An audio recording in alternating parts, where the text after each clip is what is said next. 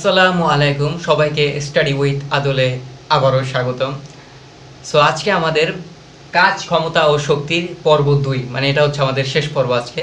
তো আমরা যে টপিকগুলো আলোচনা করব সে হচ্ছে যেগুলো 7টা টপিক, যেখানে আছে শক্তির নিত্যতা প্রমাণ, স্প্রিংয়ের সঞ্চিত শক্তি, তারপর শক্তির বিভিন্ন উৎস, তারপর হচ্ছে শক্তির রূপান্তর, ভর শক্তির সম্পর্ক, ক্ষমতা, কর্মদক্ষতা, এগুলো নিয়ে আমরা আজকে আলোচনা করব। প্রথমে হচ্ছে শক্তির নিত্যতা প্রমাণ। ওকে, তো শক্তির নিত্যতা কি? হ্যাঁ, এর আগের ভিডিওতে আমি শক্তির নিত্যতা সম্পর্কে একদম ডিটেলস আলোচনা করেছি, তাও আমি তোমার জন্য আরেকবার বলে দিচ্ছি। ওকে, শক্তির নিত্যতা বলতে বোঝায় যে শক্তির আসলে সৃষ্টি বা ধ্বংস নেই। শক্তি এক রূপ থেকে অন্য রূপে কি পরিবর্তিত হতে পারে, এবং মহাবিশ্বের মোট শক্তির পরিমাণ হচ্ছে নির্দিষ্ট এবং কি অপরিবর্তনীয়। হ্যাঁ, এই যে লাস্ট কথাটা কি, মহাবিশ্বের মোট শক্তির পরিমাণ হচ্ছে নির্দিষ্ট এবং কি অপরিবর্তনীয়, মানে কি নির্দিষ্ট, কোনো পরিবর্তন হয় না। তো এই জিনিসটাই বলছি যে শক্তির নিত্যতা প্রমাণ, অর্থাৎ এই কথাটাই আমরা প্রমাণ করব যে মহাবিশ্বের মোট শক্তির পরিমাণ হচ্ছে নির্দিষ্ট এবং কি অপরিবর্তনীয়। তো বিজ্ঞানীরা বলে গেছে, হ্যাঁ, তো তারা তাদের কথা বলছে, তো আমাদেরও তো একটু প্রমাণ করতে হবে, তাই না? হ্যাঁ, তো দেখি তাদের কথা আসলে ঠিক হয় কিনা। আচ্ছা, এখানে যেটা বলছে যে মোট শক্তি বলতে কি বোঝায়? মোট শক্তি বলতে আসলে যান্ত্রিক শক্তির দুইটা রূপ বোঝায়। ওকে, তো মোট শক্তি বলতে বোঝায় গতিশক্তি প্লাস হচ্ছে কি বিভব শক্তি। ধরলাম একটা বস্তু ভূমিতে আছে, হ্যাঁ, ধরো একটা বস্তু ভূমিতে আছে। তো ভূমি থেকে আমি বস্তুটাকে খানিকটা উচ্চতায় উঠালাম। ওকে, ধরো এই পয়েন্টটা আনলাম, ধরো এই পয়েন্টে, এই পয়েন্টটা আনলাম, অর্থাৎ এই বস্তুটাকে আমি উচ্চতায় উঠালাম। তো উচ্চতাটা কি ধরলাম? আমি উচ্চতাটা ধরলাম হচ্ছে এইচ, অর্থাৎ একটা বস্তুকে আমি এইচ উচ্চতায় উঠালাম। তারপর কি করলাম? আমি বস্তুটাকে ছেড়ে দিলাম। ওকে, উঠানোর পর কি করলাম? ছেড়ে দিলাম। তো যেই পয়েন্টটা আমি উঠালাম সেই পয়েন্টটার নাম দিলাম আমি হচ্ছে এ পয়েন্ট। ওকে, যে পয়েন্টে উঠালাম বস্তুটাকে মাটি থেকে, তার নাম দিলাম হচ্ছে এ। এবার যেটা করলাম, আমি বস্তুটাকে ছেড়ে দিলাম। ওকে, তো সে আস্তে আস্তে আস্তে আস্তে আস্তে এই পয়েন্টে আসলো। হ্যাঁ, তো এই পয়েন্টের নাম দিলাম হচ্ছে আমি বি পয়েন্ট। কি পয়েন্ট? B point. আচ্ছা, তো তো আবার কি করলাম? তো পড়তে পড়তে পড়তে পড়তে পড়তে পড়তে সে নর্মালি কি শেষে এই পয়েন্টে এসে চলে আসবে। তো শেষের পয়েন্টের নাম দিলাম হচ্ছে আমি সি। ওকে, আর আরেকটা হচ্ছে যে আমি এই যে এ থেকে বি আসছে, তো এইটা দূরত্বটা আমি ধরলাম হচ্ছে এক্স। কি ধরলাম? আমি এক্স ধরলাম। ওকে, অর্থাৎ এ থেকে বিতে বস্তুটা যখন আসছে তখন আমি ধরলাম কি এই দূরত্বটা হচ্ছে এক্স। তারপর আমাদের প্রশ্নে চায় যে এই যে এ পয়েন্ট আছে, বি পয়েন্ট আছে, সি পয়েন্ট আছে, তাই না? হ্যাঁ, তো এই তিনটা পয়েন্টে শক্তির নিত্যতার সূত্র প্রমাণ করে কি, বা শক্তির নিত্যতার নীতি মেনে চলে কি? হ্যাঁ, এই জিনিসটা আমাদের বলে। তো এখানে আমরা কি করব? এখানে আমরা যেটা করব, আমরা ফার্স্টে এই বিন্দুতে মোট শক্তি হিসাব করব। মোট শক্তি মানে কি? এই বিন্দুতে কি করব? বিভব শক্তি প্লাস গতিশক্তি যোগ করব। আবার কি করব? বি পয়েন্টে চলে আসবো, আবার বি পয়েন্টে সেমভাবে মোট শক্তি হিসাব করবো। মোট শক্তি মানে কি? বিভব শক্তি প্লাস কি গতিশক্তি যোগ করব। আবার সি পয়েন্টে চলে আসবো, সি পয়েন্টে এসে কি করব? গতিশক্তি প্লাস বিভব শক্তি কি যোগ করব। তারপর আমরা প্রমাণ করব যে এই যে বলছে যে মহাবিশ্বের মোট শক্তির পরিমাণ কি নির্দিষ্ট ও অপরিবর্তনীয় কিনা, সেটাই আমরা কি এই সি পয়েন্ট দ্বারা কি পরিচালিত করব। ফার্স্টে এই বিন্দুর জন্য বের করব। ওকে, তো এই বিন্দুর জন্য আমরা মোট শক্তি বের করব। এই বিন্দুর জন্য মোট শক্তি। ওকে, মোট শক্তি কত? শক্তি, আচ্ছা, মোট শক্তি বলতে কি বোঝায়? একটু আগে বলছি, মোট শক্তি বলতে বোঝায় যে ইপি প্লাস হচ্ছে কি ই কে, অর্থাৎ বিভব শক্তি প্লাস হচ্ছে কি গতি শক্তি। আচ্ছা, ঠিক আছে, এই বিন্দুর জন্য। হ্যাঁ, আচ্ছা, দেখো আমি যখন একটা বস্তুকে ভূমি থেকে এই উচ্চতা কি ছিল? এইচ, তাহলে আমাদের বিভব শক্তি কি হবে? M G H. এটা কিন্তু অবশ্যই খেয়াল রাখবা যে বিভব শক্তি অলওয়েজ কি ভূমি থেকে হিসাব করা হয়, অর্থাৎ একটা বস্তুকে আমি ভূমি থেকে কত উপরে উঠাইতেছি সেটা হচ্ছে কি বিভব শক্তি প্লাস, এখন ইকে কত হয় বলো তো? ইকে কি ছিল? গতি শক্তি ছিল। এখন বস্তুটাকে আমি এখান থেকে এখানে উঠাইছি, তো তখন বস্তুটা কি ছিল? স্থির ছিল। আমি এখন তখনও কি ছেড়ে দেই নাই। তো যখন স্থির ছিল তখন তার বেগ কত ছিল? শূন্য ছিল। তো বেগ যদি শূন্য হয় তাহলে কি গতিশক্তি থাকবে? থাকবে না। অর্থাৎ বেগ শূন্য হলে গতিশক্তি থাকবে না, কারণ বেগের ফলেই গতিশক্তির সৃষ্টি হয়। তাহলে এই বিন্দুতে গতিশক্তি হবে কি শূন্য। তাহলে আমরা মোট শক্তি পেলাম হচ্ছে এম জি এইচ। এবার বি বিন্দুর জন্য মোট শক্তি হিসাব করব। ওকে, তো এখন আমাদের জন্য বি বিন্দুর জন্য হচ্ছে মোট শক্তি। ওকে, তো সেম ভাবে আগের মতোই কি হবে? ইপি প্লাস হচ্ছে কি ই কে। ওকে, ঠিক আছে। তো ইপি ইপি কি ছিল? বিভব শক্তি। ওকে, তো দেখো আমি বলছি বিভব শক্তি অলওয়েজ কি ভূমি থেকে হিসাব করা হয়, ভূমি থেকে বস্তুটা কত উচ্চতায় আছে। এখন দেখো, এখন আমরা বি বিন্দুর জন্য হিসাব করছি, মানে এই বিন্দুর জন্য। তো এই বিন্দুর জন্য বিভব শক্তি যদি হিসাব করতে চাই, তাহলে এইচ হবে কি ভূমি থেকে সে কত উচ্চতায় আছে। ওকে, তার মানে এইটুক। তো আমাদের ফুল দেওয়া হচ্ছে এইচ, আর এইটুক দেওয়া হচ্ছে এক্স। তাহলে এইটুক কত হবে? সুন্দর করে বলে ফেলো। তাহলে কি হবে? এইচ মাইনাস কি হবে? এক্স। ঠিক আছে না? খেয়াল করো, পুরোটা হচ্ছে এইচ আর এইটুক হচ্ছে এক্স। তার মানে এইটুক কত হবে? পুরোটা থেকে এইটুক বাদ দিলে হবে কি এইচ মাইনাস এক্স। অর্থাৎ একটা বস্তু ভূমি থেকে কত উচ্চতায় আছে সেটা হচ্ছে কি বিভব শক্তি। ওকে, তার মানে আমরা লিখলাম হচ্ছে এম জি। ওকে, এখন এইটুক হবে কি এইচ মাইনাস এক্স প্লাস, এখন খেয়াল করো ই কে। এখন দেখো, যখন আমি বস্তুটাকে এ পয়েন্ট থেকে ফালাইছি, অবশ্যই তার গতি ছিল বি পয়েন্টে, তাই না? হ্যাঁ, গতি ছিল, তার মানে এখানে অবশ্যই কি আছে? তার বিভব শক্তি আছে। তো আমরা সেম ভাবে লিখতে আমরা সূত্র জানি যে হাফ এম ভি স্কয়ার। ওকে, এখন দেখো আমি তো উপর থেকে বস্তুটাকে ফালাইছি, তাই না? হ্যাঁ, তো এটা একটা কি পরন্ত বস্তু কল্পনা করা যায়। আচ্ছা, তো পরন্ত বস্তু একটা সূত্র জানি আমরা, এরকম সূত্র ছিল খেয়াল যে ভি স্কয়ার সমান সমান ইউ স্কয়ার প্লাস 2gh, তাই না? পরন্ত বস্তু সূত্র এটা ছিল, তোমরা জানো সবাই। আচ্ছা, তো ভি স্কয়ার লিখলাম। এখন ইউ মানে কি আদিবেগ। তো বস্তুটা যখন এখানে ছিল আদিবেগ কি ছিল? শূন্য ছিল। এখান থেকে তো আর পড়ে না, এখানে ছিল আদিবেগ, তাহলে শূন্য প্লাস 2g। এখন এইচ কোনটা হবে জানো? আমরা এখন কি হিসাব করতেছি? গতিশক্তি হিসাব করতেছি। তো গতিশক্তি হিসাব করতে গেলে তো গতি লাভ করছে কোনখান থেকে? আমি যখন উপর থেকে ছেড়ে দিছি তখনই তো নিচে পড়া শুরু করছে। তো এ থেকে বি সে কত দূরত্ব গেছে যে এক্স পরিমাণ, তাহলে এখানে এইচ হবে না, এখানে হবে কি এক্স। ক্লিয়ার? আমি আবার বলতেছি, দেখো আমরা এখানে গতিশক্তি হিসাব করতেছি, মানে ভি স্কয়ার মান বের করতে চাইতেছি। এখন আমরা সূত্র জানি ভি স্কয়ার সমান সমান ইউ স্কয়ার প্লাস 2gh। তো ভি ইউ শূন্য প্লাস 2gx। এক্স কেন লিখলাম? কারণ এ থেকে বি, এখান থেকেই তো সে গতি লাভ করছে, তাই না? তো এ থেকে বি কত দূরত্ব? এক্স পরিমাণ, তাহলে এইচ এর জায়গায় হচ্ছে কত? 2gx। তারপর আমরা এখানে সিম্পলি বসায় দিব। করো, তাহলে mg, তারপর হচ্ছে H minus X plus half M into V square মানে কি এই যে 2gx। তাহলে বসাইবা 2gx, এই যে ভি স্কোয়ার পুরোটার মান, এই যে পুরোটার মান হচ্ছে কত? 2gx। এবার বসাইলাম, তাহলে এই টু টুস করে দিবা। তারপর দেখো, তারপর গুণ করবা mg, এই পুরোটার সাথে গুণ করবা, তাহলে হয় হচ্ছে mgh মাইনাস আবার mg এর সাথে x গুণ, তাহলে mgx। তারপর কি হবে? প্লাস, তারপর কি থাকে? mgx থাকে, তাহলে হচ্ছে mgx। ওকে, তাহলে এখানে দেখো মাইনাস mgx, এখানে আছে কি প্লাস mgx, তাহলে এটা কাটা, তাহলে থাকে কি শুধু mgh। তারপর হচ্ছে সি বিন্দুর জন্য, সি বিন্দু। তো সি বিন্দুতে মোট শক্তি, আবার সেম ভাবে মোট শক্তি, খালি মোট শক্তি তাই না? আচ্ছা, আবার কি হবে? ইপি প্লাস হচ্ছে কি ইকে। আচ্ছা, এখানে দেখো টিপি কি বিভব শক্তি সি বিন্দুতে। এখন দেখো এইবার বোঝার চেষ্টা করো, দেখো সি বিন্দুতে, তো সি বিন্দুতে ভূমি থেকে কি এইচ উচ্চতা আছে না? তখন ভূমিতেই ফিরে আসছে, তখন উচ্চতা নাই, তাই না? তার মানে তার এখন কি নাই? বিভব শক্তি নাই, ঠিক কি না? ইপি মানে কি বিভব শক্তি। বিভব শক্তি মানে কি একটা বস্তু ভূমি থেকে কত উচ্চতা আছে, তো এখন ভূমিটাই ফিরে আসছে, তার মানে এখন তার কি নাই? কোনো বিভব শক্তি নাই। তাহলে ইপি হয়ে যাবে কি শূন্য প্লাস ইকে তো ঠিকই থাকবে, গতি নিয়ে যেহেতু করছে তাহলে বিয়োগ শক্তি থাকবে। বিয়োগ শক্তি সূত্র কি? Half M V square. আবার সেম ভাবে আমরা বের করবো, একটু আগে যেভাবে বের করছি আমরা জানি পরন্ত বস্তু সূত্র V square is equal to U square plus 2gh। Okay, আচ্ছা হ্যাঁ, এখানে এবার খেয়াল করো, দেখো এবার কিন্তু একটু ক্যারাঞ্চি আছে। দেখো এখানে কিন্তু এইচই হবে 2gh। কেন? কারণ দেখো আমি যখন বস্তুটাকে উপর থেকে ছেড়ে দিছি তখন উপর থেকে নিচে সে কত দূরত্ব? এইচ পরিমাণ, তাহলে এখানে কি হবে? B square is equal to U square plus 2gh হবে। ওকে, তাহলে ভি স্কয়ার লেখো, আদিবেগ প্রথমে কি ছিল? শূন্য ছিল, প্লাস কত? 2gh। তোমাদের একটা শর্টকাট টেকনিক আমি শিখিয়ে দিই, সেটা হচ্ছে বিভব শক্তি ভূমি থেকে কত উচ্চতায় আছে সেটা হিসাব করবা, আর গতি শক্তি উপর থেকে নিচে কতটুকু আছে সেটা, তাহলে দেখবা মিলে গেছে। ওকে, তার মানে এখানে কি হবে? বি স্কয়ার সমান সমান কি 2gh পাওয়া গেল। তো আমরা এখানে বসাই, তো হাফ ইন্টু হচ্ছে কি 2m into 2gh, sorry m into 2gh H. Okay, তাহলে এই টু আর এই টু কাটা, তাহলে থাকে শুধু কি এম জি এইচ। এখন হচ্ছে খেয়াল করার বিষয়, তো ম্যাথ করা শেষ আমাদের।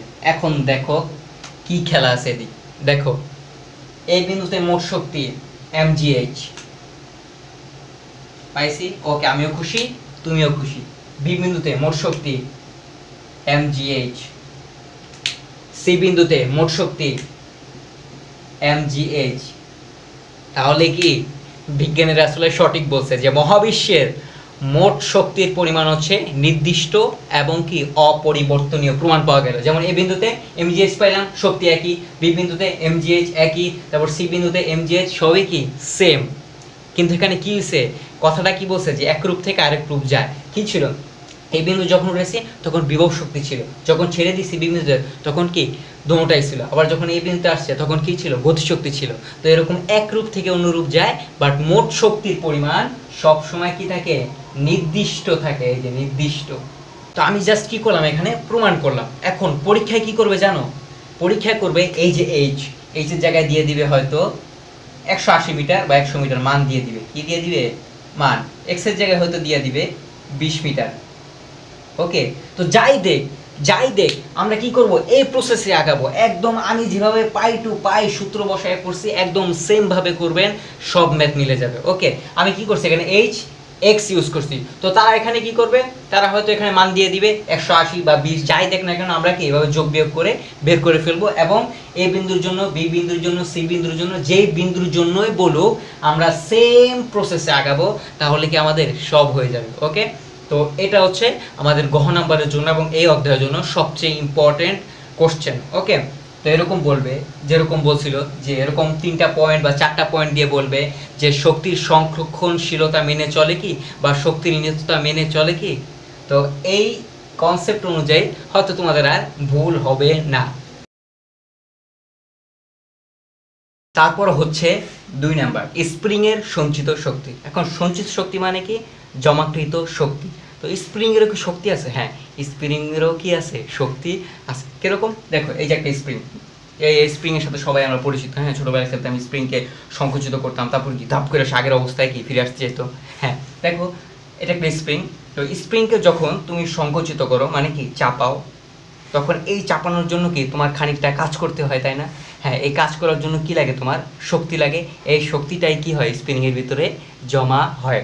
বা আরেকটু ক্লিয়ার করি, যখন তুমি স্প্রিংটাকে সংকুচিত করো, ধরো এটা স্প্রিং, আমি এটাকে সংকুচিত করলাম, করার পর আমি এখানে একটা বস্তু রাখলাম, তো কি করবে সে, স্প্রিংটা বস্তুটা কি ধাক্কা দিবে, ধাক্কা দিয়ে বস্তুটাকে কি সরিয়ে দিবে, তাই না। হ্যাঁ, তো এই সরিয়ে দেওয়ার জন্য কি তার কাজ করতে হয়েছে। হ্যাঁ, তো এই কাজের জন্য কি লাগছে, তার শক্তি লাগছে। এই শক্তিটাই কি হয়, স্প্রিংয়ের ভিতরে জমা থাকে। এই শক্তির পরিমাণটাই আমরা কি বের করব, যে তার ভিতরে কি পরিমাণ শক্তি জমা থাকে, যেটা আমাদের বইতে আছে, লেখা আছে যে B = কি হাফ কে এক্স স্কোয়ার। ওকে, এই জিনিসটা আমরা এখন দেখবো যে এটা কিভাবে আসে। এখন দেখো এটা বোঝার আগে আমাদের একটু কনসেপ্ট বুঝতে হবে। কি কনসেপ্ট, সেটা হচ্ছে দেখো এর এই যে একটা স্প্রিং, হ্যাঁ স্প্রিংটা এখন স্বাভাবিক অবস্থায় আছে। ওকে, স্বাভাবিক অবস্থায় আছে।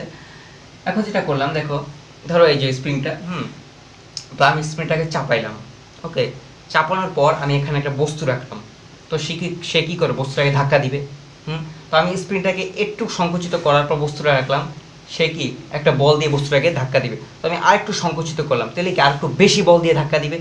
আবার যদি আরেকটু বেশি সংকুচিত করি, তাহলে কি আরও বেশি বলে কি সে ধাক্কা দিবে। সুতরাং দেখো আমি বস্তুটাকে মানে স্প্রিংটাকে যত বেশি সংকুচিত করতেছি, বস্তু রাখার পর সে কি তত বলে জিনিসটা কি করছে, ধাক্কা দিতেছে। অর্থাৎ যত সংকুচিত করতেছি মানে চাপাইতেছি, বস্তু রাখার পর সে তত বেশি বলে কি ধাক্কা দিতেছে, তাই না। হ্যাঁ, এই জিনিসটা একটু এখন আমরা কি বোর্ডে দেখবো। এটা হচ্ছে এখন কি স্বাভাবিক একটা স্প্রিং।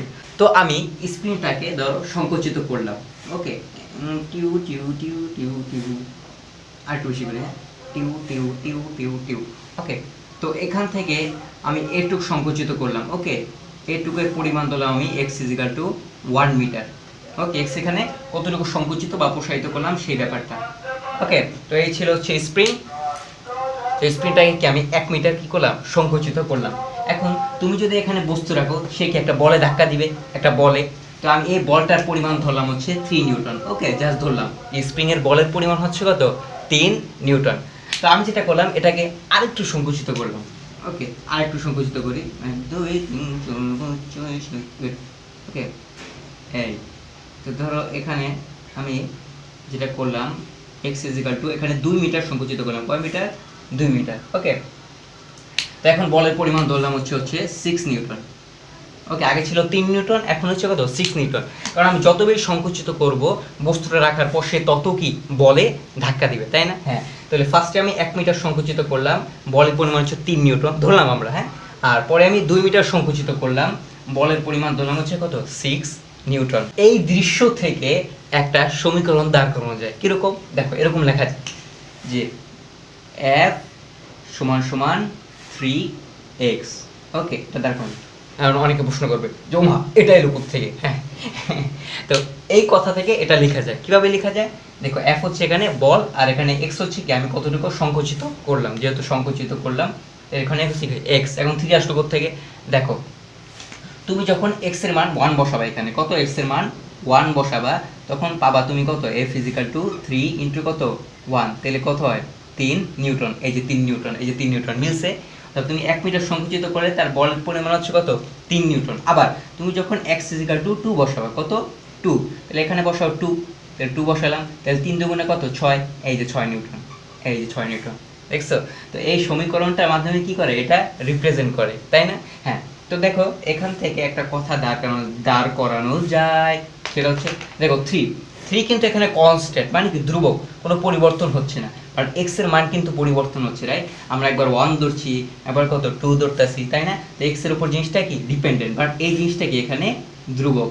এটাই হচ্ছে কে কে কে হ্যাঁ, এটা হচ্ছে কে, যেটাকে বলা হয় স্প্রিং কনস্ট্যান্ট বা স্প্রিং ধ্রুবক। কি বলা হয়? স্প্রিং কনস্ট্যান্ট বা স্প্রিং ধ্রুবক। ওকে, এটা হচ্ছে স্প্রিং ধ্রুবক, যেটা আমাদের বইয়ে কি কে দ্বারা প্রকাশ করছে, তাই না? হ্যাঁ, এখানে 3 কি কনস্ট্যান্ট, কোনো পরিবর্তন হচ্ছে না। তো এখানে এটাকে কি লেখা যায়? স্প্রিং ধ্রুবক লেখা যায় কে, আর এখানে x এর উপর ডিপেন্ডেন্ট, তাই না? তো আমরা এই সমীকরণ থেকে লিখতে পারি যে দেখো যে কে F = এটার মান হচ্ছে কে, তাহলে লেখা যায় কি কে x, তাই না? হ্যাঁ, এটা ধরলাম কেন? স্প্রিং ধ্রুবক, মানে এটা পরিবর্তন হচ্ছে না, তাই আমরা এটা কি ধরলাম? কে, স্প্রিং ধ্রুবক। ওকে, তাহলে F = কি দ্বারা? কে x। হ্যাঁ, এখন দেখো আমাদের বইতে একটা মাইনাস চিহ্ন ইউজ করছে, একটা কি নেগেটিভ চিহ্ন ইউজ করছে। কেন ইউজ করছে? দেখো, নেগেটিভ চিহ্নটা এই কারণে ইউজ করছে যে স্প্রিংটা যখন স্বাভাবিক ছিল, যখন আমি তাকে সংকুচিত করছি, চাপাইছে এদিকে, বাট বস্তু রাখার পর সে বল প্রয়োগ করছে কি বিপরীত দিকে, তাই না? আমি স্প্রিংটাকে চাপাইছে এদিকে, বাট বস্তু রাখার পর সে বল প্রয়োগ করছে কি তার বিপরীত দিকে, তাই মাইনাস চিহ্নটা ইউজ করা হয়, অর্থাৎ বিপরীত দিকে বোঝানোর জন্য কি মাইনাস ইউজ করা হয়। তো এটা আরো ডিটেইলস জানবা তোমরা যখন ইন্টারে, মানে একটু বড় হবা, তখন এটা আরো ডিটেইলস তোমরা কি জানতে পারবা। স্প্রিংটা যখন স্বাভাবিক ছিল, ওকে, তো তখন যদি তুমি এখানে একটা বস্তু রাখো, হ্যাঁ, তুমি একটা বস্তু রাখো, তাহলে সে কি বস্তুটাকে ধাক্কা দিবে?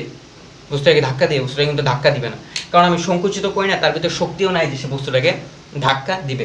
তো এই অবস্থায় যখন স্প্রিংটা স্বাভাবিক ছিল, তখন যদি বলি বলের পরিমাণ কত, তখন কিন্তু বলের পরিমাণ কি হবে? F = 0 হবে, তাই না? কারণ তার কোনো বলই নেই ধাক্কা দেওয়ার জন্য, কারণ স্প্রিংটা এখন স্বাভাবিক, তাই না? তো স্বাভাবিক অবস্থায় স্প্রিং এর বল কি আসলে 0 হয়, তাই না? কারণ বস্তুটা তখন আর কি পরিমাণ বলে ধাক্কা দিতে পারে না। বাট তুমি যদি এই স্প্রিংটাকে সংকুচিত করে চাপাও, তাহলে কি একটা নির্দিষ্ট বলে বা একটা বলে সে কি করে ধাক্কা দেয়। এখন দেখো, ওকে, এই সূত্রটা মেনে চলে কি F = -kx। এখন দেখো ওই স্প্রিংটাকে যদি আমি আঁকি, হ্যাঁ, তো আমি স্প্রিংটাকে একটু সংকুচিত করলাম। ওকে, তো সংকুচিত করার পর আমি এখানে একটা বস্তু রাখলাম, সে বস্তুটাকে ধাক্কা দিল, তো ধাক্কা দিয়ে সে এই পয়েন্ট থেকে বস্তুটাকে এই পয়েন্টে আনলো। ওকে, তো এখানে বলের পরিমাণ ধরলাম আমি হচ্ছে F = কি F, মানে F ধরলাম, বলের পরিমাণ হচ্ছে F। আর এখানে বলের পরিমাণ কত হবে বলো তো? স্বাভাবিক অবস্থায় স্প্রিংটা যখন স্বাভাবিক, তখন বলের পরিমাণ কত হবে? F = কি হবে? 0 হবে। স্বাভাবিক অবস্থায় তার কোনো বল নাই, সে যে ধাক্কা দিবে, তাই না? হ্যাঁ, তো স্বাভাবিক অবস্থায় স্প্রিং এ বস্তু রাখলে তার বলের পরিমাণ কত হবে? 0 হবে। তো সংকুচিত করার পর তার বলের পরিমাণ হচ্ছে F, আর স্বাভাবিক অবস্থায় তার বলের পরিমাণ হচ্ছে কত? 0। এখন এখান থেকে যে এখানে গেল, তা সেটা তো আমরা হচ্ছে S। ওকে, এখান থেকে এখানে গেল কি S পরিমাণ। তাহলে এখন আমরা স্প্রিং এর গড় বল বের করব। এখন প্রশ্ন, এই বল গড় বল কেন বের করবো? কারণ দেখো স্প্রিং স্বাভাবিক অবস্থা, তার বলের পরিমাণ হচ্ছে 0, তো তুমি সংকুচিত করতেছো, তার বলের পরিমাণ কি বাড়তেছে, তার মানে বাড়া কমা চলতেছে, তাই না? তো এখন আমরা কি করবো, একটু গড় বের করবো। ওকে, গড় কেন বের করবো, দেখো কাহিনী আছে, সব জায়গায় কাহিনী ভাই। ওকে, তো গড়, তো ধরলাম গড় হচ্ছে এফ বার, ওকে, এটা হচ্ছে গড় বল সমান সমান, তো প্রথমে ছিল কি এফ প্লাস তারপর কি 0, তারপর ডিভাইড কত হবে 2, এভারেজ গড় বের করতেছি। ওকে, তাহলে এফ বার গড় বল সমান সমান এই যে এফ প্লাস হচ্ছে 0 ডিভাইড বাই কত 2। এখন তাহলে কি পাওয়া যায়, এফ ডিভাইড বাই হচ্ছে কত 2। তো এই এফটা কি বলতো, এই এফটা হচ্ছে এই যে এই এফটা, হ্যাঁ, তো এফ ইজিক্যাল টু কি আছে দেখি মাইনাস কে এক্স, তাহলে মান বসালাম, জাস্ট মান বসালাম, minus K X divide by 2।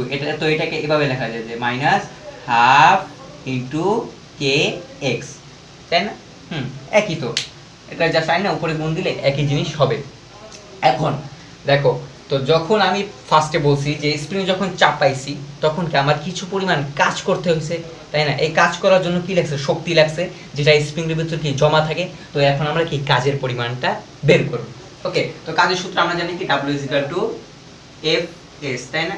W = F S, তো F এখানে কি হবে, গড় বলটা হবে, মানে হচ্ছে F বার ইনটু কি হবে S। এখন তাহলে F বার গড় বল কত পাইছে, যে মাইনাস হাফ বসাইবা, তাহলে মাইনাস হাফ কে এক্স ইনটু এখন এস কোনটা, এই যেহেতু, তো এটা আমি কি S = কি চাইলে x লিখতে পারি। ওকে, S = কি x লিখতে পারি, তাহলে বসাই, তাহলে s এর মানের দিকে হচ্ছে কত x, তাহলে পাওয়া যায় মাইনাস হাফ কে এক্স ইনটু এক্স কি হবে এক্স স্কয়ার, এই তো হয়ে গেছে।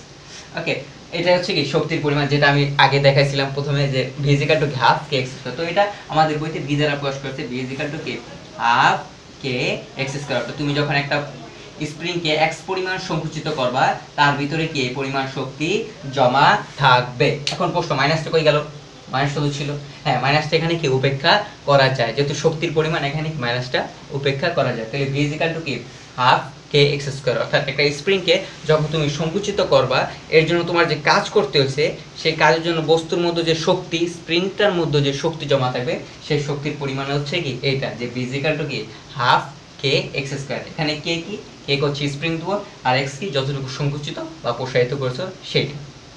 3 নাম্বার, শক্তির বিভিন্ন উৎস। উৎস মানে কি যেখান থেকে আসলে শক্তি পাওয়া যায়, যেমন আমরা যখন বলি পানি উৎস, নদী নালা খাল বিল, এই ব্যাপারগুলি, হ্যাঁ, যেখান থেকে আসলে পানি পাওয়া যায়, এই ব্যাপারগুলি। তো শক্তির বিভিন্ন উৎস, এগুলি একটু রিডিং পড়লে তোমরা আসলে ব্যাপারটা ক্লিয়ার হবা। একটু রিডিং পড়লে, ব্যাখ্যামূলক জিনিস তোমরা একটু পড়লে তোমাদের কাছে কি লাগবে, একটু ক্লিয়ার লাগবে। তো আমি দুইটা জিনিস বলে দিই, হ্যাঁ, আমাদের এদিকে দুইটা জিনিস আছে, একটা নবায়নযোগ্য উৎস, একটা হচ্ছে অনবায়নযোগ্য উৎস। নবায়নযোগ্য মানে কি, যে শক্তিগুলোকে আমরা ব্যবহারও করতে পারি, আবার পুনরায় কি ব্যবহার করা যায়। ওকে, এটা পুনরায় আবার কি সৃষ্টিও করা যায়। তো এর মধ্যে কি কি আছে, এর মধ্যে আছে ধরো জলবিদ্যুৎ, সৌরশক্তি, বায়ু শক্তি, জিওথার্মাল, এই ব্যাপারগুলি। তো এগুলো আমরা নৈমিত্তিক হিসেবে মনে রাখবো। তারপর নবায়নযোগ্য মানে কি, আচ্ছা অনবায়নযোগ্য বলতে কি বোঝায়, মানে যেগুলোকে আমরা ব্যবহার করি বাট পুনরায় কি আসলে ওইভাবে সৃষ্টি করা যায় না, যেমন হচ্ছে তেল, গ্যাস, কয়লা, নিউক্লিয়ার, এই ব্যাপারগুলি। তো এটা আমরা একটু রিডিং পড়বো বাসায়।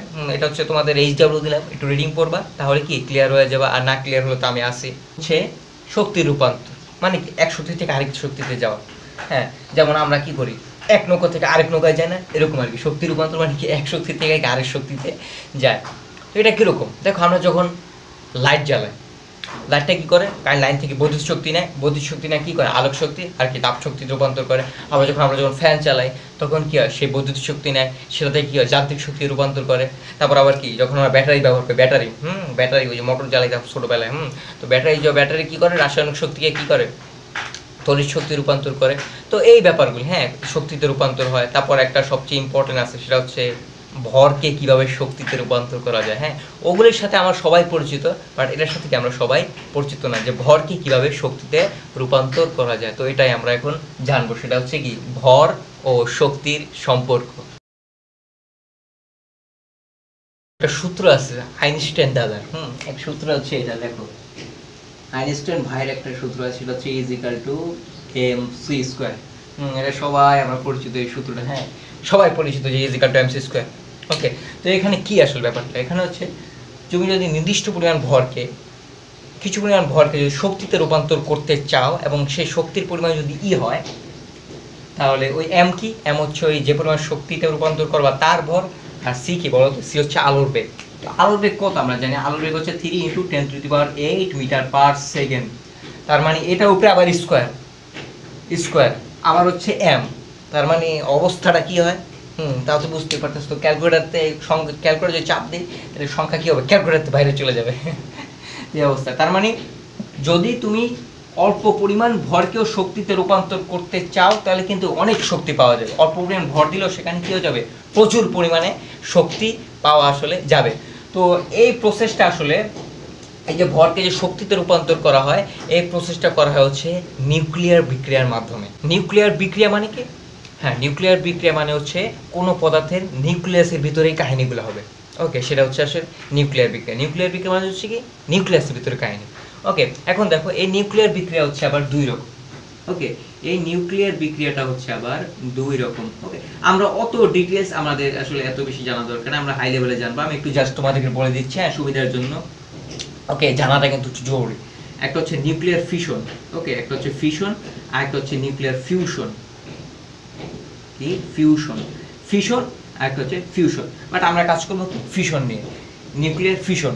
ওকে, তো পারমাণবিক বোমা, সবাই নাম শুনছি তাই না, হিরোশিমা নাগাসাকিতে যেটা ফাটাইছিল আর কি। তো এই বিক্রিয়াটাই যে নিউক্লিয়ার ফিশনের মাধ্যমে হয়, হ্যাঁ খুব ইন্টারেস্টিং তাই না। তো নিউক্লিয়ার ফিশনের মাধ্যমে এই পারমাণবিক বোমাটার কাহিনী হয়েছে। তো এটা একটু আমরা একটু জানি। এই কাহিনীটা ঘটানো হয় হচ্ছে ইউরেনিয়ামের উপর। ওকে, বেচারা ইউরেনিয়াম, তোমরা চিনো যে এটা হচ্ছে ইউরেনিয়াম 235, হ্যাঁ 235, সেটার ভর সংখ্যা হচ্ছে 235।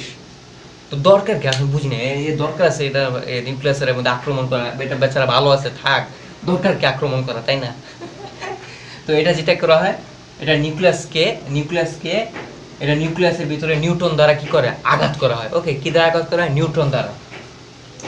ওকে, নিউটন দ্বারা এটাকে ভাঙা হয় আসলে, নিউট্রন দ্বারা এই নিউক্লিয়াসের ভিতরে কি হয়, ভাঙা হয়। তো ভাঙার ফলে এটা দুইটা জিনিস তৈরি হয়। ওকে, দুইটা মৌল তৈরি হয়, সেটা হচ্ছে একটা হচ্ছে ক্রিপ্টন, তোমাদের বইতে দেওয়া আছে, একটা ক্রিপ্টন আর একটা হচ্ছে বেরিয়াম। ওকে, এই দুইটা জিনিস তৈরি হয়। এই মৌলটার উপর নিউটন দ্বারা নিউক্লিয়াসের ভিতরে আঘাত করা হয়, ভাঙা হয়, যার ফলে দুইটা মৌল তৈরি, একটা হচ্ছে ক্রিপ্টন, একটা হচ্ছে কি বেরিয়াম। এখন দেখা যায় যে এই ক্রিপ্টন আর বেরিয়াম যখন তৈরি হয় তো কিছু পরিমাণ বর আসলে খুঁজে পাওয়া যায় না, মিসিং হয়ে যায়। কিরকম ব্যাপারটা দেখো, প্রশ্ন হতে পারে তুমি যখন এই বড় মৌলটাকে ভাঙছো তখন তুমি এই দুইটা পাইছো, এখন এই দুইটা মিলে কিন্তু এই বড়টা পাওয়া সম্ভব, এরকম কিছু তাই না, না এরকম হয় না। তুমি এই দুইটা মিলে আসলে এটা পাওয়া যায় না। পরে কেন পাওয়া যায় না, ওই ভরটা কি হয়ে যায়, আসলে মিসিং হয়ে যায়, এবং ওই যে পরিমাণ ভর লুকিয়ে থাকে ওই পরিমাণ ভরই আসলে শক্তিতে রূপান্তর হয়, আর ওই শক্তিটা হচ্ছে আসলে তাপ শক্তি। ওকে, সেই শক্তিটা আসলে কি তাপ শক্তি। এখন দেখা গেছে যে এই যে নিউক্লিয়ার ফিশন বিক্রিয়াটা হওয়ার পর এইটায় একটু কাহিনী করে। কাহিনী হলো যে এটা যেটা করে, এটা 3টা নিউট্রন বের করে আবার নিচ থেকে, কয়টা 3টা নিউট্রন বের হয়। ওকে, এটা চেলা আর কি, 3টা চেলা বের হয়। এখন দেখো 3টা নিউট্রন, এটা দুইটা তো উৎপন্ন শেষ, সেখানে কিছু কি তাপ শক্তি উৎপন্ন হয়েছে, কিছু শক্তি পাওয়া গেছে, তো এই 3টা নিউট্রনও বের হয়। তখন এরা বসে থাকে না, এরা হচ্ছে মনে করো একদম টকবগে অবস্থা, হ্যাঁ কি করবো দিশা পায় না। তো এরা কি করে, এরা আবার সেই ইউরেনিয়াম 235 কে যে আবার আঘাত করে। ওকে, এরকম আঘাত করে আবার। এখন একটা কথা, যেখানে কিন্তু ইউরেনিয়াম একটা নয়, এখানে লক্ষ কোটি আসলে, তো একটা ইউরেনিয়াম মানে একটা বোঝায় না আসলে, অনেকগুলি বোঝায় একসাথে থাকে। তো এখানে আবার কি করে, 235 আবার আঘাত করে, এরকম আবার তৈরি হয়। ওকে, এরকম আবার তৈরি হয়। তো আবার দেখো আবার কিছু পরিমাণ ভর মিসিং হয়, হ্যাঁ সে ভর আবার শক্তিতে রূপান্তর হয়, এইভাবে আসলে চলতে থাকে ব্যাপারটা। তো দেখো ফার্স্টে 3টা হয়েছে, 3টা থেকে আবার 9টা, 9টা থেকে আবার 27টা, এইভাবে কি বিক্রিয়াটা আসলে চলতে থাকে। তো এই বিক্রিয়াটা আসলে কি স্বাধীন করে দেওয়া হয়। তো এখানে কিছু পরিমাণ শক্তি, ওইখানে কিছু পরিমাণ শক্তি, শক্তি শক্তি শক্তি করতে করতে একটা বিশাল অ্যামাউন্টের শক্তি বের পাওয়া সম্ভব হয়। ওকে, তো এই শক্তিটা শেষে কি হয়, আসলে ব্লাস্ট হয়, সেটা হচ্ছে অ্যাটম বোমা, হ্যাঁ অ্যাটমিক বোম। তো এই প্রসেসটা আসলে এই কাহিনীটা হয়। ওকে, শেষে আসলে পরে আসলে জিনিসটা কি হয় না, কন্ট্রোল করা যায় না, এবার শক্তি উৎপন্ন হতে হতে আসলে এরকম কি একটা বোমার তৈরি হয়। পারমাণবিক বোমা যেটা আছে এটা আসলে সেইটা। তো পারমাণবিক বোমাটায় এই নিউক্লিয়ার ফিশন বিক্রিয়াটাই এইভাবে সংগঠিত হয়। তো আমরা যেটা করব, যেটা একটু রিডিং পড়ব, কি কি দেওয়া আছে, নৈবিত্তিক নিউক্লিয়ার ফিশন বিক্রিয়া কি, এই ব্যাপারগুলো, তারপর একটা ইয়া দেওয়া আছে, বিক্রিয়াটা দেওয়া আছে, ওইটা একটু দেখবো। এটা এরকমই আর কি, আমি জাস্ট একটু ডিটেইল বলছি। তো এটা দেখলে আমরা কি ব্যাপারগুলি একটু ক্লিয়ার হয়ে যাব। তার সূত্র মনে রাখবো যে ইজিক্যাল টু কি এমসি স্কোয়ার। তারপর হচ্ছে 6 নাম্বার ক্ষমতা, পাওয়ার। হ্যাঁ, তো আজকাল পোলাপান কিছু হইলে গ্যাঞ্জাম লাগলে মানে ফোন দিব, ভাই আপনি কই আছে, হ্যাঁ খালি পাওয়ার আর ক্ষমতা দেখবে একজন। হ্যাঁ, তো এরকম বলে যে বড় ভাইরা আর কি, যে তুই খালি আমার ফোনে, তোর ফোনে খালি আমার নাম্বারটা ট্যাপ করবি, তাহলেই দেখবি আমি হাজির। হ্যাঁ, তো কী একটা অবস্থা। তো এই পাওয়ার আর এই পাওয়ার আজকে কি আমরা আজকে বইতে দেখবো যে এই পাওয়ারটা কি। তো তারা যখন ফোন দিয়ে গ্যাঞ্জাম করে পাওয়ার দেখায়, আজকে আমরা কি করবো, একটু গ্যাঞ্জাম করবো, চলো। তো ক্ষমতা আর পাওয়ার বলতে আসলে মেইন কথায় আসি, হ্যাঁ কি বোঝায়। তো আমাদের বইতে এরকম আছে যে কাজ করার হার হচ্ছে কি ক্ষমতা। ওকে, তো কাজ করার হার বা শক্তি রূপান্তরের হার হচ্ছে কি ক্ষমতা। এখন এটা একটু আমাদের ডিটেলস বোঝা দরকার যে কীরকম আর কি জিনিসটা। দেখো, এটা বলতে বোঝায় যে একটা কাজ, একটা কাজ যে কম সময় করতে পারবে তার ক্ষমতা হচ্ছে সবচেয়ে বেশি। ওকে, ক্ষমতা বলতে এটাই বোঝায় যে একটা কাজ যে কম সময়ে করতে পারবে তার ক্ষমতা হচ্ছে কি তত বেশি। কীরকম ব্যাপারটা, হ্যাঁ একটু খেয়াল করো। একটা এক্সাম্পল দিই, আমার হাতের কাছে যেগুলো আছে ওইগুলো দিয়ে দিই। ধরো এটা একটা মার্কার, তো কাজ হচ্ছে এটা যে মার্কারটাকে এখান থেকে আমি এখানে উঠাবো। ওকে, তো এই কাজটা এই একটা কাজ আমি দুজন ব্যক্তিকে দিলাম। দুজন ব্যক্তিকে দিলাম। তো প্রথম ব্যক্তি যেটা করলো, মার্কারটাকে এখান থেকে উঠাইতে 1 সেকেন্ড লাগাইলো। কয় সেকেন্ড? 1 সেকেন্ড। আচ্ছা, আর দ্বিতীয় ব্যক্তি যেটা করলো, মার্কারটাকে উঠাতে 2 সেকেন্ড লাগালো। তাহলে কার ক্ষমতা বেশি? প্রথম ব্যক্তির ক্ষমতা বেশি, কারণ সে একই কাজটা করতে তার লাগছে কয় সেকেন্ড? 1 সেকেন্ড। তার মানে প্রথম ব্যক্তির কি বেশি? ক্ষমতা বেশি। তার মানে কাজটা করার হার যেটা, সেটা কি ক্ষমতাই বলে। ওকে, তো যে কম সময়ে কাজটা করতে পারবে তার ক্ষমতা হচ্ছে কি তত বেশি। ওকে, তাহলে একটু বোর্ডে আসো। দেখো, যদি বলি ধরো টি সময় সে কাজ করেছে হচ্ছে ডাব্লিউ পরিমাণ, টি সময় কাজ করেছে ডাব্লিউ পরিমাণ ওয়াট। তাহলে একক সময়ে কাজ করেছে, তাহলে কি হবে? ডাব্লিউ ডিভাইড বাই হচ্ছে কি টি, আর এটা হচ্ছে কি ক্ষমতা। ওকে, একক সময় কতটুকু কাজ করছে সেটা হচ্ছে কি আসলে ক্ষমতা। তো ক্ষমতাকে প্রকাশ করা হয় কি দ্বারা? পি দ্বারা। তাহলে পি সমান সমান হচ্ছে কি ডব্লিউ বাই টি। ওকে, এটা হচ্ছে ক্ষমতার সূত্র। কাজ করার হারকে কি বলে? ক্ষমতা বলে। অর্থাৎ তুমি কোনো জিনিসকে যদি টি দ্বারা ভাগ করো তাহলে সেটা কি পাবে? হার। যদি এরকম বলি, আমরা দ্বিতীয় অধ্যায় শিখছিলাম, এরকম বলি যদি স্মরণের হারকে কি বলে? বেগ বলে। স্মরণের হারকে বেগ বলে। স্মরণকে টি দ্বারা ভাগ করলে কি পাওয়া যায়? হার পাওয়া যায়। আর এটাকে কি বলা হয়? বেগ। সেরকম কাজের হারকে, কাজ করার হারকে কি বলে? পাওয়ার বা ক্ষমতা বলে। সুতরাং হার বলতে বোঝায় কি ওইটাকে আমরা কি সময় দ্বারা ভাগ করব। এখন আমরা কাজের মাত্রা বের করব। কি বের করব? কাজের মাত্রা। তো চলো, তো একটু আগে শিখছি আমরা মাত্রা যদি বের করতে চাই, একটু আগে শিখছি আমরা যে পি ইকুয়াল টু কি ডাব্লিউ ডিভাইড বাই হচ্ছে টি। ওকে, আচ্ছা ঠিক আছে, তাহলে মাত্রা বের করব। তো কাজের মাত্রা কি ছিল?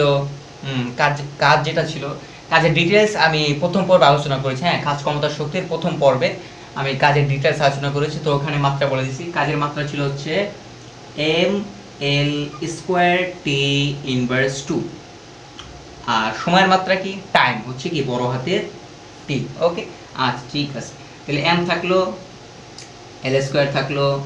তো এইটা উপরে গেলে কি হবে? টি ইনভার্স 1 হয়ে যাবে। কি হবে? তাহলে এটা যদি উপরে যায় তাহলে -2 -1 তাহলে -3, তাহলে হবে কত? T inverse 3। তাহলে মাত্রা হচ্ছে M L square T inverse 3।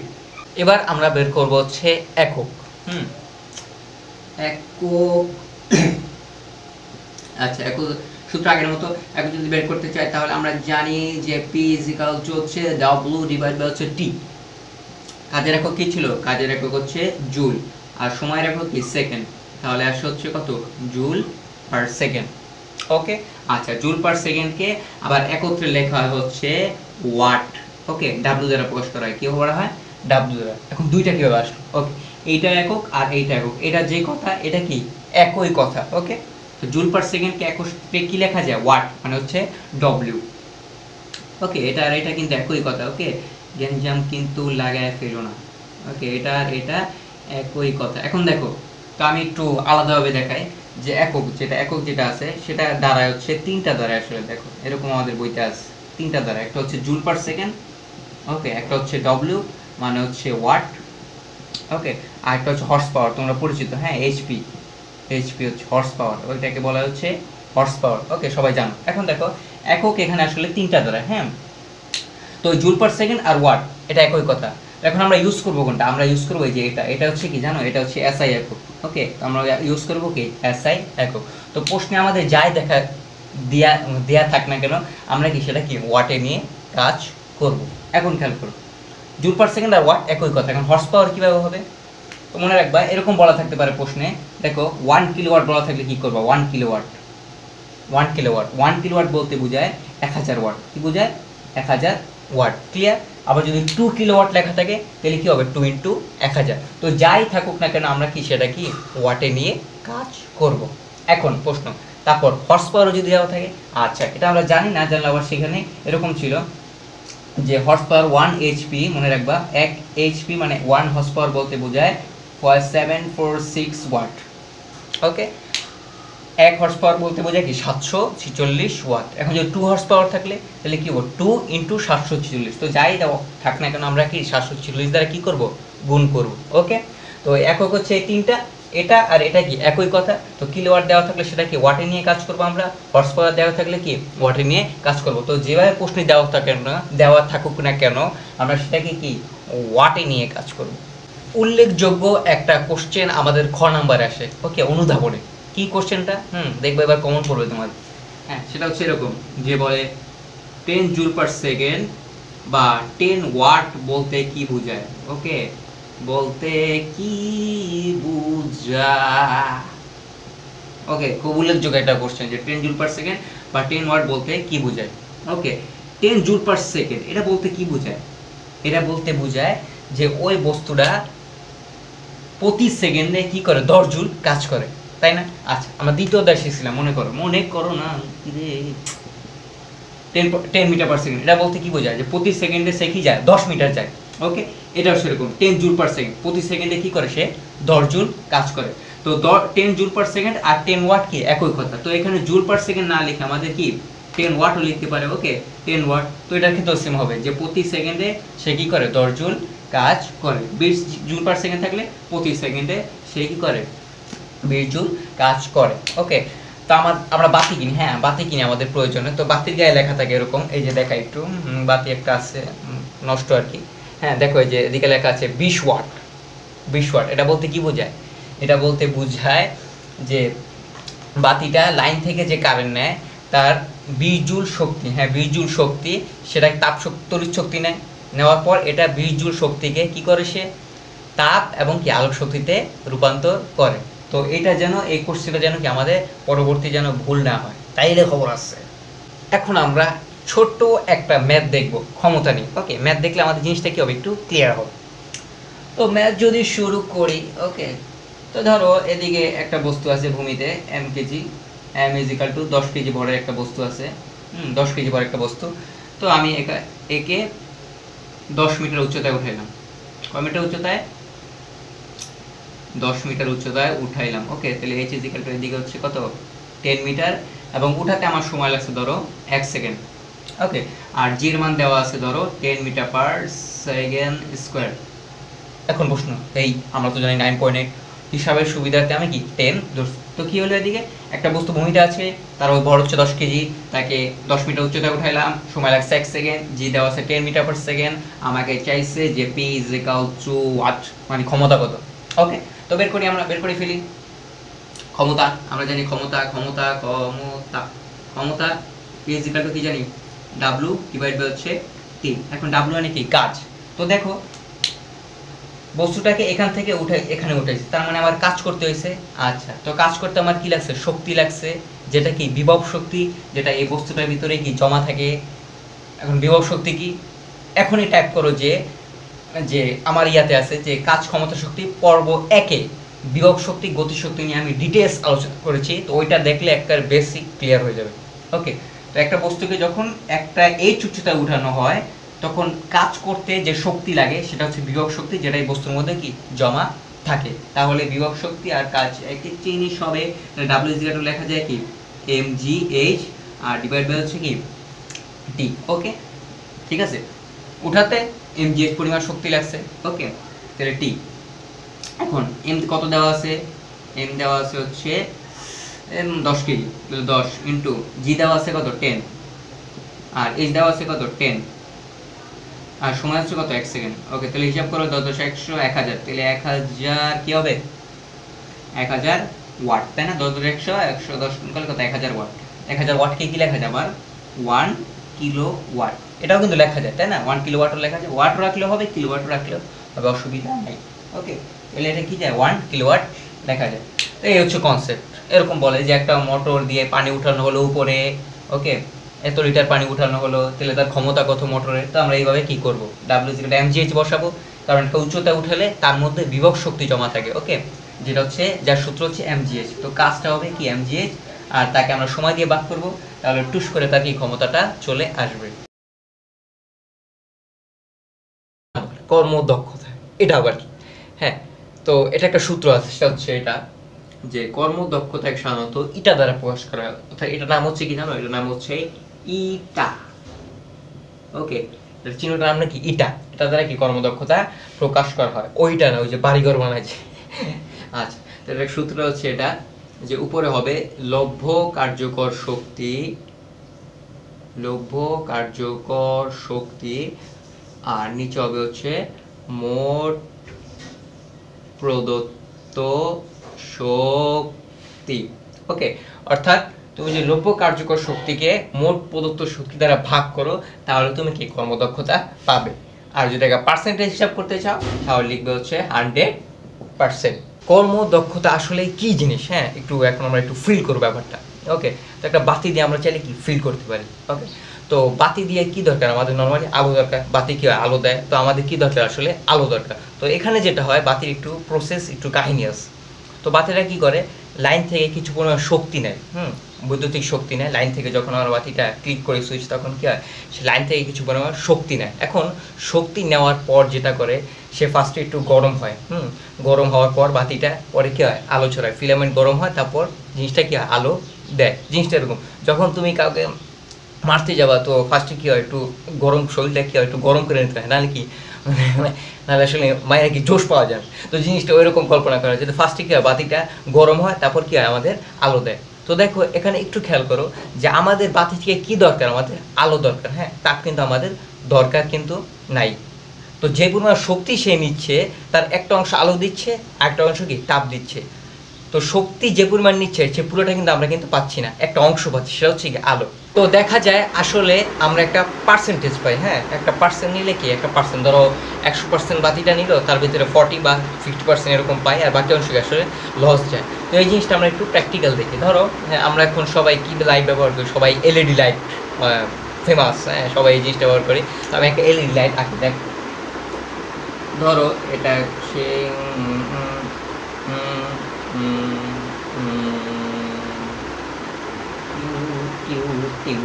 ওকে, এটা হচ্ছে একটা এলইডি লাইট। তো এটা হচ্ছে সেই লাইন। ওকে, তো ধরলাম লাইন থেকে সে 100 জুল শক্তি নিল। কত জুল? 100 জুল। ওকে, কারেন্টের যে লাইন, সে লাইন থেকে বাতিটা কত 100 জুল শক্তি নিল। এখন আমরা জানি সে তো তাপ উৎপন্ন করলো, হ্যাঁ নিজের ভিতরে একটু তাপ চিহ্ন দিই, তো তাপ, তো এর একটা অংশ অর্থাৎ 91 জুল সে তাপ ব্যবহার করলো কি হিসেবে, তাপ হিসেবে, মানে নিজেকে গরম করলো। ওকে, তারপর এটার একটা অংশ কি দিবে, আমাদের আলো দিবে, তাই না? হ্যাঁ আলো দিবে, টিউ টিউ। ওকে, তো আলো দিল ধরো 9, তাহলে আলো ধরলাম হচ্ছে 9 জুল। ওকে, ছোট্ট ধরো আলো, আলো দিল, তাই না? হ্যাঁ, তো এখানে কি করলো, লাইটটা কি করলো, লাইন থেকে 100 জুল শক্তি নিল, তার ভিতরে নিজের তাপ উৎপন্ন করছে 91 জুল গরম হতে, আর আমাদের আলো দিচ্ছে কত 9 জুল, তাই না? এখন খেয়াল করো, এখন এই যে আমরা সূত্রটা লিখলাম যে লভ্য কার্যকর শক্তি, মোট প্রদত্ত শক্তি, এই জিনিসগুলো আছে কি, ফার্স্টে জানি হচ্ছে লভ্য জিনিস কি। লভ্য মানে কি, যেটা আমাদের দরকার বা যেটা আমরা পাই, হ্যাঁ আজ যেমন বাতি থেকে আমাদের কি দরকার, আলো দরকার। তো এই জিনিসটা হচ্ছে কি লভ্য, যেটা আমাদের দরকার। তো এই 9 জুলকে কি লেখা যায় আবার জানো, 9 জুলকে লেখা যায় হচ্ছে আবার লভ্য কার্যকর শক্তি। ওকে, কি লেখা যায়, 9 জুলকে লেখা যায় হচ্ছে লভ্য কার্যকর শক্তি। ওকে, লভ্য মানে যেটা আমাদের দরকার বা লাভ। তো 9 যুগে কি লেখা যাবে? লভ্য কার্যকর শক্তি। এখন তাহলে তাপটা কি? তো তাপটা তো এদিকে আমাদের লাগতেছে না, তাই না? হ্যাঁ, তাপটাকে লেখা যায় হচ্ছে অপচয়কৃত শক্তি। অপচয় লেখা যায়, কি লেখা যায়? অপচয়। অপচয়, ওকে, অপচয়। এখন শেষ। তাহলে মোট প্রদত্ত শক্তি আসলে কোনটা? মোট প্রদত্ত শক্তি হচ্ছে ওইটা যেটা এই বাতিটা লাইন থেকে যে পরিমাণ শক্তি নেয় সেটা হচ্ছে কি মোট প্রদত্ত শক্তি। এই যে 100 জুল, তার মানে এটা হবে কি মোট প্রদত্ত শক্তি। ওকে, মোট প্রদত্ত শক্তি। ওকে, আমি আগে একটু ক্লিয়ার করি ব্যাপারটা। একটা বাতি সে লাইন থেকে 100 জুল শক্তি নিছে, অর্থাৎ যে পরিমাণ শক্তি নিছে সেটা হচ্ছে মোট প্রদত্ত শক্তি। আর এটা অংশ কি, একটা অংশকে তাপ উৎপন্ন করে, তারপর সে কি আলো দেয়। তো তাপের জন্য সে কি 91 জুল খরচ করছে, আর আলোর জন্য কত 9 জুল। বাট আমাদের কি দরকার? আলো দরকার, সেটা হচ্ছে কি লভ্য কার্যকর শক্তি। আর তাপ যেহেতু দরকার নাই সেটা কি বলা যায়? অপচয়কৃত শক্তি। এখন দেখো এই ডাটা থেকে, এই পুরো ডাটা থেকে আমরা ম্যাথটা কিন্তু করতে পারি, হ্যাঁ, সূত্র বসে। তো যদি করি, দেখো এটা যদি আবার লিখি, সেম এটা যদি লিখি, তাহলে লভ্য কার্যকর শক্তি মানে কত? 9 লিখলাম, ভাগ দিলাম মোট প্রদত্ত শক্তি কত? 100 লিখলাম, ইন্টু কত? 100% পার্সেন্টেজ, তাহলে কত হয়? 9%। তার মানে আমরা 100% মধ্যে কত পার্সেন্ট পাচ্ছি? 9% পাচ্ছি। ওকে, তো এই হচ্ছে আর কি অবস্থা। তো এখন প্রশ্ন হতে পারে যে একক কোথায়? একক, দেখো কর্মদক্ষতা আসলে একক নেই। কিভাবে নেই? একক কিভাবে নেই একটু মুছাই আমি। একক নেই বলতে দেখো এটা, হ্যাঁ, এটা যদি আমি লিখি তাহলে লভ্য কার্যকর শক্তি, শক্তির একক কি? জুল। আবার মোট প্রতি শক্তির একক কি? জুল। তো কাটাকাটি যায়, তার মানে আলটিমেট কি আসলে কোনো একক নেই। তার মানে মনে রাখবে যে কর্মদক্ষতার কোনো কি নেই? একক নেই। আমাদের খ নাম্বারে মানে অনুধাবনে একটা উল্লেখযোগ্য কোশ্চেন আসে, যেটা হচ্ছে এরকম যে বলে যে কর্মদক্ষতা 50% বলতে কি বোঝায়, বা 60% বলতে কি বোঝায়, এই ব্যাপারগুলি, হ্যাঁ, কি বোঝায় বলতে আসলে এই ব্যাপারগুলি বলতে বোঝায়, একটু আগে যেটা আমরা জানি, একটু আগে শিখছি আসলে, এটা থেকে বোঝা যায়। তো এই 50% বলতে বোঝায় যে তুমি যদি একটা যন্ত্রে 100 জুল শক্তি দাও, তার 50 জুল শক্তি কি লভ্য কার্যকর শক্তি, যেটা আমরা কি পাই। মানে 50%টাকে আমাদের লভ্য, আর বাকিটা কি বিভিন্ন কাজে কি ব্যয়িত হয়। তো 60% 50% এগুলোকে আমরা মনে রাখবো অবশ্যই। 50% লস গেছে, আর 50% মানে কি আমার ফিডব্যাক, যেটা আমরা পেয়েছি। এই ব্যাপারগুলি আমাদের খ নাম্বার অনুধাবনে আসে, তারপর বিভিন্ন ভাইবা জিজ্ঞাসা করতে পারে, এগুলিকে আমরা অবশ্যই খেয়াল রাখবো।